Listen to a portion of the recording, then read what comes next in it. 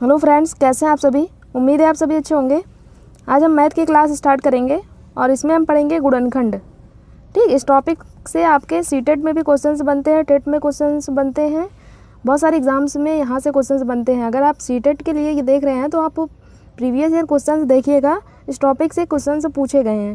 ठीक, इसमें हम देखेंगे पहले गुणनखंड क्या होता है, उसके बाद देखेंगे कुल गुणनखंडों की संख्या निकालना, विषम गुणनखंडों की संख्या निकालना देखेंगे। तीसरा देखेंगे हम सम गुणनखंडों की संख्या निकालना। देखिए, हम देखेंगे गुणनखंड क्या होता है आपका, फिर उसी से रिलेटेड हम क्वेश्चंस को लेंगे, तीनों टॉपिक से हम क्वेश्चंस को सॉल्व करेंगे। ठीक, तो पहले हम स्टार्ट करते हैं। आपको पहले देखेंगे गुणनखंड से रिलेटेड कुछ टॉपिक हैं, उसके बाद हम क्वेश्चंस को लेंगे। देखिए, गुणनखंड आपका क्या होता है, एक होता है गुणनखंड और दूसरा क्या होता है गुणज, जिसे पहाड़ा या अपवर्त भी कहते हैं हम। गुणनखंड क्या होता है, गुणनखंड वही होता है ना जो संख्या जिस संख्या से विभक्त होती है वही उसका गुणनखंड होता है। देखिए, इसमें पहला पॉइंट लिख रखा है, कोई संख्या जिस संख्या से विभक्त होता है वह उसका गुणनखंड कहलाता है। हम आपसे पूछें एक का गुणनखंड क्या है तो आप एक बताएंगे। गुणनखंड वही होता है जिस संख्या से ये कटता है। जैसे 3 का गुणनखंड पूछेंगे तो 3 जिस संख्या से कटेगा वही इसका गुणनखंड हो जाएगा। तो 3 आपका पहले तो 1 से कटेगा और 3 से कटेगा, इसके अलावा कोई संख्या नहीं होगी जो 3 से कटेगा। या हम आपसे पूछें 6 का गुणनखंड बताइए तो आप 6 का गुणनखंड यही 4 संख्या बताएंगे, इसके अलावा कुछ नहीं होता, ये फिक्स होता है। 6 आपका 1 से भी कट सकता है और ये 6 आपका 2 से भी कट जाएगा, 2 तिहाई 6, और 3 से भी कट जाएगा, 3 दूना 6, 6 से भी कट जाएगा 6 एक बार में। ठीक, तो ये 6 का गुणनखंड है। तो वही कह रहा है, पहला पॉइंट वही लिख रखा है कि कोई संख्या जिस संख्या से विभक्त होता है वह उसका गुणनखंड कहलाता है। ये आपका गुणनखंड होता है। ठीक, जैसे हम 8 का पूछ लिया आपसे, 8 का गुणनखंड क्या होगा, तब आप बताएंगे 1 2 4 8। इसके अलावा 8 किसी संख्या से नहीं कटेगा ना, जिस संख्या से ये कटेगा विभक्त होगा वही इसका गुणनखंड कहलाता है। ठीक, दूसरा पॉइंट है, संख्या 1 को छोड़कर प्रत्येक संख्या के कम से कम रहेगा, काम नहीं रहेगा, कम से कम संख्या 1 को छोड़कर प्रत्येक संख्या के कम से कम 2 गुणनखंड होते हैं। ठीक, देखिए, क्योंकि 1 के केवल एक ही गुणनखंड होंगे ना, क्योंकि 1 केवल 1 से विभक्त होगा और कोई दूसरी संख्या नहीं होगी जब 1 कटेगा आपका। क्योंकि 1 देखिए हर गुणनखंड में, हर संख्या में, क्योंकि 8 का 1 से तो 1 का 8 बार में ले जाएंगे तो 1 जो है प्रत्येक संख्या का आपका गुणनखंड होता है। वल्ली 1 का 1 गुणनखंड होता है, बाकी ये जितनी भी संख्याएं आपको मिलेंगी उसके कम से कम 2 गुणनखंड होंगे, और ज़्यादा से ज़्यादा तो और हो सकते हैं, बट कम से कम 2 जरूर होंगे, वल्ली 1 को छोड़कर। ठीक, दूसरा पॉइंट यही लिख रखा है हमने कि संख्या 1 को छोड़कर प्रत्येक संख्या के कम से कम 2 गुणनखंड होते हैं। आप कोई भी संख्या बताइए तो उसके कम से कम 2 गुणनखंड जरूर होंगे, उससे कम नहीं होंगे, ज़्यादा तो बहुत हो सकते हैं ना। तीसरा पॉइंट है आपका, प्रत्येक संख्या में गुणनखंडों की संख्या निश्चित होती है जो उसे संख्या के बराबर जो उस संख्या के बराबर या उससे कम होती है। कह रहा है प्रत्येक गुणनखंडों की ये जो संख्या है, ये संख्याएं हैं ना गुणनखंडों की, ये संख्या जो है निश्चित होती है। अब जैसे 4 का हमने आपसे पूछा गुणनखंड क्या है, तो आप 1 2 4 यही संख्या बताएंगे ना, ये फिक्स है ना, ये चेंज नहीं होगी कभी, इसमें 3 कभी नहीं आएगा, ये फिक्स होता है। वही तीसरे पॉइंट में लिख रखा है कि प्रत्येक संख्या में गुणनखंडों की संख्या निश्चित होती है, फिक्स होती है, जो उस संख्या के बराबर या उससे कम होती है। देखिए, कह रहा है उससे बराबर होगी या उससे कम होगी। बराबर, जैसे हमने देखिए 2 का पूछ लिए तो ये बराबर है ना, 2 और 1 2, उस संख्या के बराबर या उससे कम होगी। जैसे हमने 8 का गुणनखंड आपसे पूछा तो 8 में 4 गुणनखंड हैं, ये 8 से ज़्यादा नहीं आएगा इसका गुणनखंड, 8 से कम ही आएगा। गुणज जो है आपका उससे ज़्यादा आता है, बट गुणनखंड जो होता है वो उससे कम होगा या उस संख्या के बराबर होगा। ठीक, 4 का देखिए गुणनखंड 1 2 3 है, इसमें 3 है, 1 2 4 है, मतलब 3 गुणनखंड है। इसमें 5 में देखिए 2 है, 6 में 4 है, 7 में 2 ही हैं। तो इसके गुणनखंडों की संख्या जो है उस संख्या के बराबर होगी या उससे कम होगी, ज़्यादा कभी नहीं होगी आपकी। चौथा पॉइंट है, प्रत्येक संख्या के अनंत गुणज होते हैं। प्रत्येक संख्या के, देखिए हमने 2 एग्जाम्पल ले रखा है, आसान संख्या है आपकी 2 और 3। कह रहा है प्रत्येक संख्या के अनंत गुणज होते हैं। गुणज मीन्स क्या होता है आपका पहाड़ा समझ लीजिए आप, या इसको अपवर्त भी बोलते हैं। पहाड़ा, जैसे 2 का पहाड़ा आप पढ़ेंगे ना, टेबल पढ़ेंगे तो 2 4 6 8 10 12 15 16 18 20 14 16 18 20 हो गया आपका 20। फिर 2 का 11 में भी तो गुणा कर सकते हैं, ऐसा नहीं है 2 का 10 ही बार में मल्टीप्लाई होता है।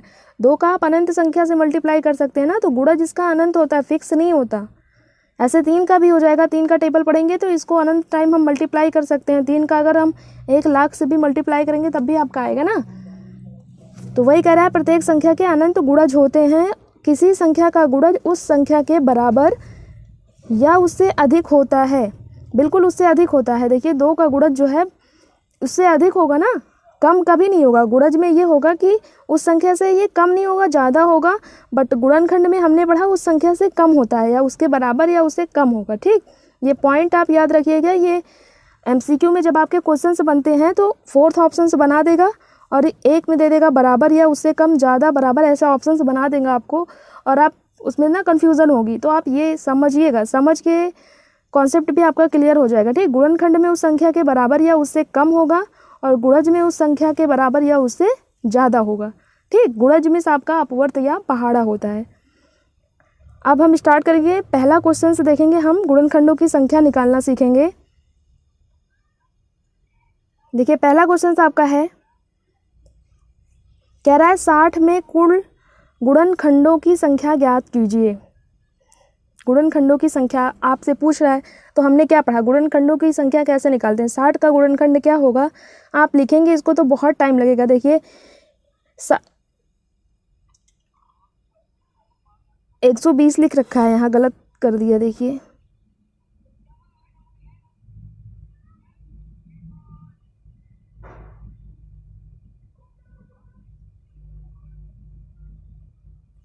यहाँ टाइपिंग में एरर हो गया। देखिए यहाँ 20 नहीं रहेगा, 120 नहीं रहेगा, यहाँ 60 रहेगा, गलत हो गया। यहाँ आप 60 समझिए, ठीक, क्योंकि हम 60 का निकाल रहे हैं ना। अब देखें 60 का जो हम 1 से भी ये कटेगा 60, 2 से भी कटेगा, 3 से भी कटेगा 60, 4 से भी कटेगा, ठीक, 5 से भी कटेगा आपका, 6 से भी कटेगा, 10 से भी कटेगा 60, 12 से भी कटेगा 60, 15 से भी 60 कटेगा, 20 से भी 60 कटेगा, 30 से भी 60 कटेगा और 60 से भी 60 कटेगा। अब अगर हम इसका गुणनखंड निकालने बैठ जाएंगे, फॉर एग्जांपल आपके एग्ज़ाम में पूछ लिया,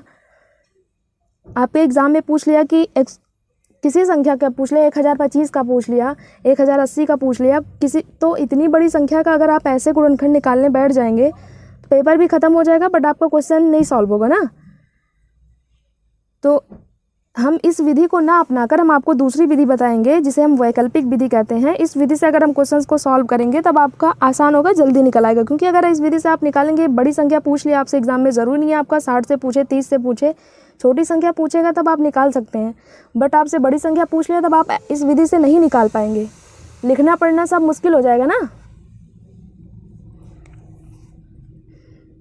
तो इसमें कितने नंबर है, देखिए हम टोटल गुणनखंडों की संख्या इसमें देखिए 1 2 3 4 5 6 7 8 9 10 11 12, टोटल गुणनखंडों की संख्या क्या आ गई, 12 आ गई। 12 तो यहाँ आपका आंसर आ गया, बट इस विधि से आप नहीं निकाल सकते ना। बड़ी संख्या आपसे पूछ ले 1080 का कुल 1080 में कुल गुणनखंडों की संख्या निकालिए, तो बहुत लंबा हो जाएगा ना, आप नहीं निकाल सकते। तो हम दूसरी विधि से देखेंगे, वैकल्पिक विधि जिसे हम कहते हैं, कैनोनिकल फॉर्म में निकालेंगे। देखिए इस विधि से आप निकालते नहीं हुए, ऐसे आपको 60 का निकालना है, तो वही हम यहाँ निकाले हैं। देखिए 60 को हम काटेंगे तो 2 बार से पहले छोटी संख्या से हम काटते हैं, ये तो आपको आता ही होगा ना। पहले हम छोटी संख्या से काटेंगे ना, ये नहीं पहले 5 से या 3 से काटने लग जाएंगे, पहले देखेंगे 2 से कट रहा है।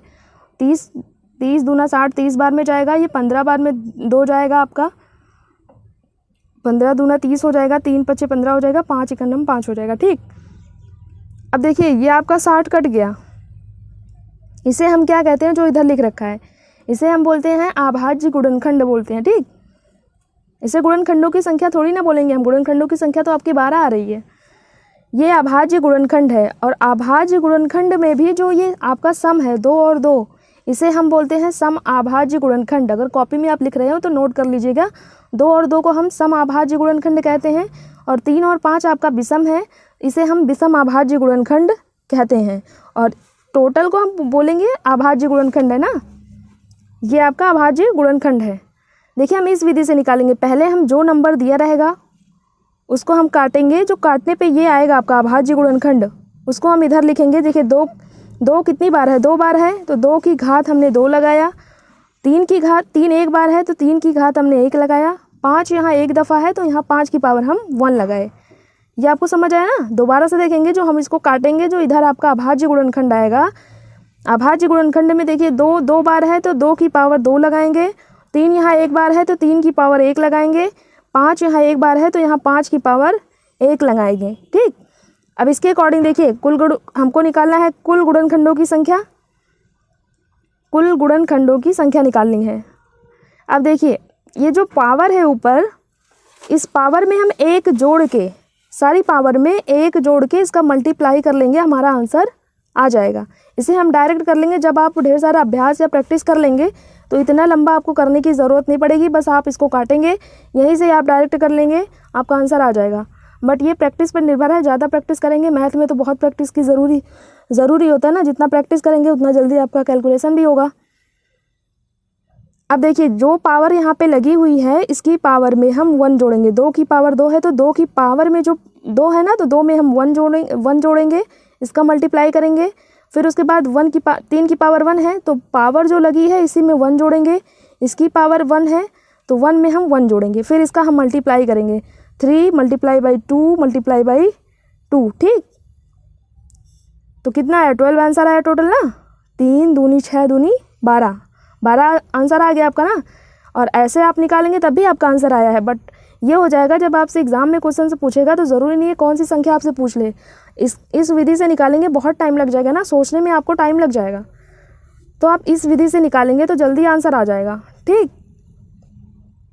ये हमारा तरीका था कुल गुणनखंडों की संख्या निकालना। जल्दी से हम इसको रिपीट करेंगे। देखिए हमने पहले इसको 60 को लिया, इसको हमने काटा, तो जो ये आपका अभाज्य गुणनखंड आया, जो इसकी 2 आपका 2 बार है, तो हमने 2 की पावर 2 लगाया। 3 एक बार है, तो 3 की पावर 1। 5 एक बार है, तो 5 की पावर 1 लगाएंगे। फिर जो इसकी पावर है इसमें 1 हम जो ऐड करेंगे, उसके बाद सबका मल्टीप्लाई करेंगे। मल्टीप्लाई करने के बाद जो आपका आएगा वही आपका आंसर हो जाएगा। दूसरा एग्जाम्पल हम लेंगे। दूसरा क्वेश्चन देखिए 120 में, देखिए अब इतना बड़ा नंबर पूछ लिया, अगर हम इसको निकालने बैठ जाएंगे एग्जाम में तो हमारा कितना टाइम जाएगा, ये आपको समझ आ रहा होगा ना। इस विधि से तो आप नहीं निकालेंगे अब, ये क्लास देखने के बाद। देखिए ये विधि आपको कैसी लगी कमेंट में ज़रूर बताइएगा। देखिए हम निकालेंगे अब 120 में कुल गुणनखंडों की संख्या ज्ञात करना। ठीक, अभी हम केवल कुल गुणनखंडों की संख्या ही सीख रहे हैं, अभी हमें सम गुणनखंडों की संख्या और विषम गुणनखंडों की संख्या भी निकालना है। ठीक, इसी एग्जाम्पल से हम दोनों निकाल लेंगे ताकि आपको बेहतर समझ में आ जाएगा। अब देखिए अगर हम इस विधि से निकालेंगे तो पहले हमको ऐसे लिखना पड़ेगा, इतना बड़ा देखिए कितना नंबर है ये 1, देखिए 1 2 3 4 5 6 7, 1 2 3 4 5 6 7 8 9 10 11 12 13 14 15 16।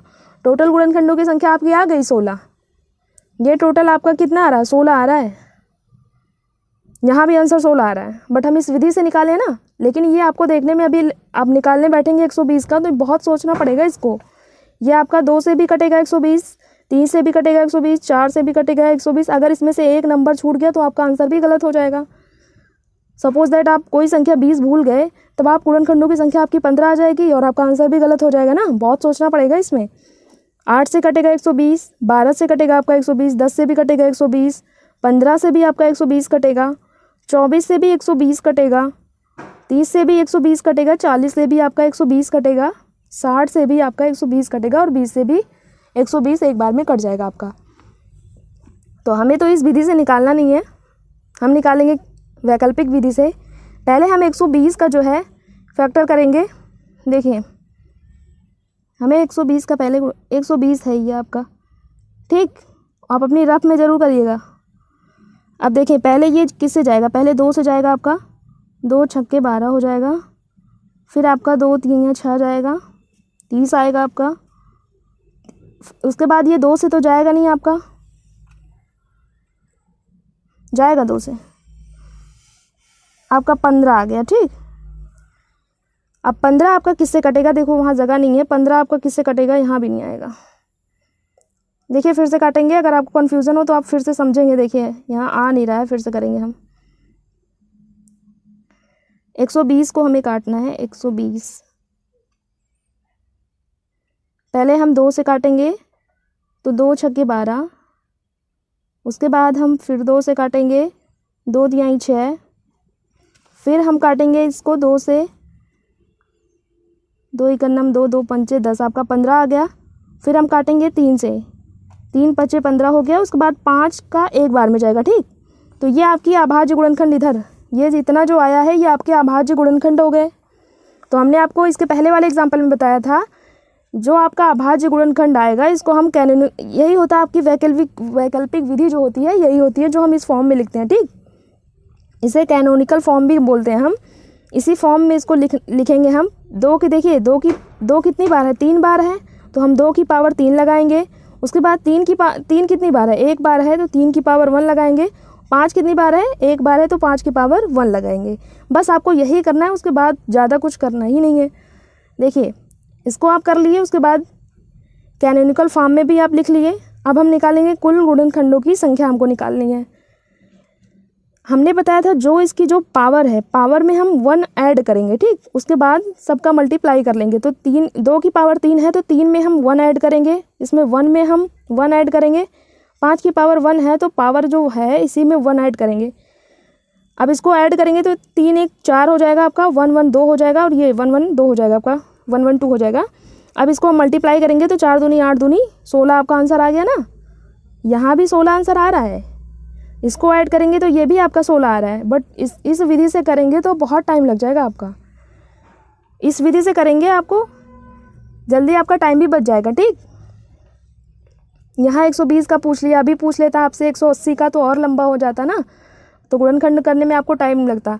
पहले हम इसको काटेंगे, तो जो ये अभाज्य गुणनखंड आपकी ये इधर आएगा, अभाज्य गुणनखंड जो आपका आएगा, इसको हम कैनोनिकल फॉर्म में लिखेंगे। 2 आपका 3 बार है, तो 2 की पावर 3, 3 की एक पावर 3 एक बार है, तो 3 की पावर 1, 5 एक बार है, तो 5 की पावर 1, सारी पावर में 1 ऐड करेंगे, मल्टीप्लाई करेंगे, हमारा आंसर आ जाएगा। ठीक, अब हमने ये सीख लिया, हमने 2 क्वेश्चन लिए आपको हमने बताया गुणनखंडों की संख्या हमने निकालना सीख लिया। अब हम दूसरा सीखेंगे विषम गुणनखंडों की संख्या और सम गुणनखंडों की संख्या ना, हमने 3। अब हम इसमें देखेंगे 120 में हमें विषम गुणनखंडों की संख्या निकालना। हमने कुल गुणनखंडों की संख्या निकालना सीखा, अब हम सीखेंगे विषम गुणनखंडों की संख्या निकालना। ठीक, तो हमें इस विधि से तो निकालना नहीं है, हम निकालेंगे कैनोनिकल फॉर्म में, वैकल्पिक विधि से हम निकालेंगे। तो पहले हम 120 का देखिए, 120 को हम काटूंगे, 120 ये वही सेम आएगा, इसके पहले हमने जो अभी काटा था वही सेम काटना है आपको। जल्दी आप अपनी रफ में कीजिए। 2 छक्के 12, 2 3 6, उसके बाद 2 इकन्नम 2, 2 पंचे 10, उसके बाद ये 3 से जाएगा, 3 के बाद ये 5 से जाएगा। ठीक, रफ में आप काट लीजिए। इसके पहले हमने आपको बताया था ये अभाज्य गुणनखंड आपका आ गया। ठीक, तो इसमें 2 आपका 3 बार है, तो हम 2 की पावर 3 लगाएंगे। 3 आपका 1 बार है, तो 3 की पावर 1 लगाएंगे, और 5 एक बार है, तो 5 की पावर 1 लगाएंगे। अब हम निकालेंगे विषम गुणनखंडों की संख्या। अब देखिए विषम गुणनखंडों की संख्या हमें निकालनी है 120 में। देखिए विषम संख्या जो होती है आपकी, वो कभी सम संख्या से नहीं कटती। आप 15 लिखा हुआ है, आप इसको कभी सम संख्या से काटिए, 2 से काटिए, आप 4 से काटिए, इसको 8 से काटिए, आप नहीं काट पाएंगे। तो कोई भी विषम संख्या सम से नहीं कटती, इसी वजह से हम सम को छोड़ देंगे। यहाँ पे जो आपका सम है 2, इसको छोड़ देंगे। जो 3 की पावर 1 है, इसकी पावर 1 में हम 1 ऐड करेंगे, और इसकी जो 5 की पावर जो 1 है, इसकी पावर जो 1 है, पावर में ही 1 ऐड करते थे ना, बाकी सेम है। बस आपको इसमें विषम गुणनखंडों की संख्या में ये ध्यान रखना है आपको कि इसमें सम नहीं आएगा आपका। सम को हम हटा देंगे, बाकी जितना भी होगा हम उसको यहाँ लिख के उसका मल्टीप्लाई कर लेंगे। ठीक, क्योंकि कोई भी विषम संख्या, अगर ये 120 आपका विषम होता, 15 हो सपोज दैट, तो 15 का भी सम संख्या से नहीं कटेगा, इसीलिए हम 2 को हटा रहे हैं। ठीक, अब हम इसको मल्टीप्लाई कर लेंगे, 2 मल्टीप्लाई बाई 2 और ये 4 आपका आंसर हो जाएगा। ठीक, तो ये आपकी वैकल्पिक विधि से निकालेंगे तो आपका जल्दी आंसर आ जाएगा, और अगर ऐसे निकालेंगे तो बहुत टाइम लग जाएगा। ठीक, दूसरा क्या था, हमें विषम गुणनखंडों की संख्या निकालना है, लास्ट है हमारा ये। सम गुणनखंडों की संख्या कैसे हम निकालेंगे, इसको भी हम वैकल्पिक विधि से निकालेंगे, बस थोड़ा सा चेंज है। इसका भी हम फैक्टर करेंगे पहले, अभी जैसे इसके पहले वाले क्वेश्चन में हमने किया। 120 को हम काटेंगे, 2 छक्के 12 हो जाएगा, 2 तिहाइयाँ 6 हो जाएगा, ये 15 बार में जाएगा, 15 दूना 30, 3 पचे 15, 5 बार में जाएगा, और 5 आपका 1 बार में चला जाएगा। ठीक, तो ये आपका अभाज्य गुणनखंड हम निकाल लेंगे पहले। उसके बाद जो इसकी पावर है, इसकी पावर लगाएंगे, 2 3 बार है तो 2 की पावर 3 हो गई, 3 आपका 1 बार है तो 3 की पावर 1 हो गई, 5 आपका 1 बार है तो 5 की पावर हम 1 कर लेंगे। ठीक, ये पावर लगाने के बाद हमें निकालना है सम गुणनखंडों की संख्या निकालना है। ठीक, यहाँ विषम नहीं रहेगा, यहाँ सम रहेगा। ठीक, हमें सम गुणनखंडों की संख्या निकालना है। अब सम गुणनखंडों की संख्या में ऐसा नहीं करना कि हमें सम वाला,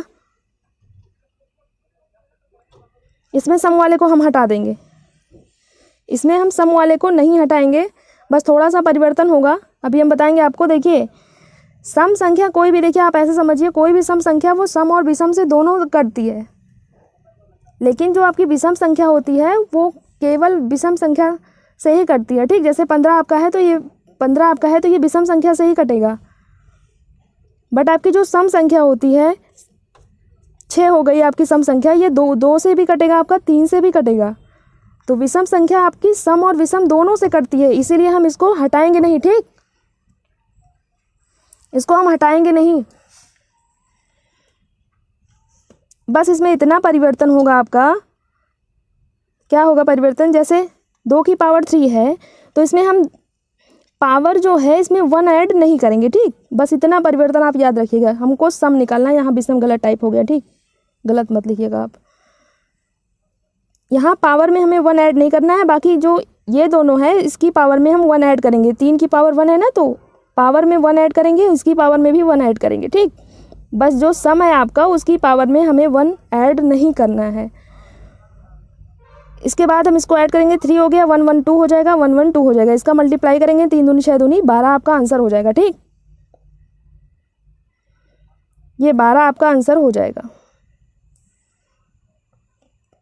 हमसे पूछा था सम गुणनखंडों की संख्या, तो हमने सम गुणनखंडों की संख्या निकाला।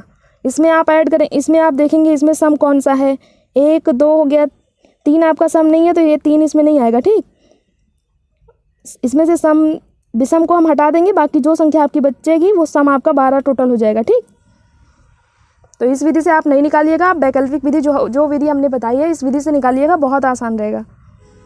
देखिए, हमने इस क्लास में कुल गुणनखंडों की संख्या निकालना सीखा। नेक्स्ट वाली क्लास में हम कुल गुणनखंडों की संख्या का योग निकालना सीखेंगे। इसमें हमने गुणनखंडों की संख्या निकालना सीखा, और गुणनखंडों की संख्या में हमने सम गुणनखंडों की संख्या, विषम गुणनखंडों की संख्या और गुणनखंडों की संख्या, ये तीन टॉपिक से हमने क्वेश्चंस को लगाया। अब दूसरी क्लास में हम कुल गुणनखंडों की संख्या का योग निकालना सीखेंगे। योग में भी हमारा सम गुणनखंडों की संख्या का योग निकालेंगे, विषम गुणनखंडों की संख्या का योग निकालेंगे। ठीक, ये आपका नेक्स्ट क्लास में रहेगा, ये दूसरा टॉपिक। अगर क्लास आपको अच्छी लगी हो तो वीडियो को लाइक करें, और अगर आप सीटेट की तैयारी करते हैं तो प्लेलिस्ट में आपको लिंक मिल जाएगा, नीचे डिस्क्रिप्शन बॉक्स में भी जाएंगे, वहाँ आपको लिंक मिल जाएगा, वहाँ से आप जाके, हम सीटेट की तैयारी करते हैं, साइंस की तैयारी करते हैं, मैथ की भी करते हैं, CDP करते हैं, EVS करते हैं। तो अगर आप उसकी तैयारी करते हैं तो नीचे डिस्क्रिप्शन बॉक्स में आपको लिंक मिल जाएगा, वहाँ से आप जाके देख सकते हैं। ठीक, वीडियो अच्छी लगी हो तो चैनल को सब्सक्राइब जरूर करें और बेल आइकन को ज़रूर प्रेस करें, ताकि आपको नेक्स्ट वीडियो का नोटिफिकेशन भी मिल जाए। ठीक, मिलेंगे हम दूसरी क्लास में।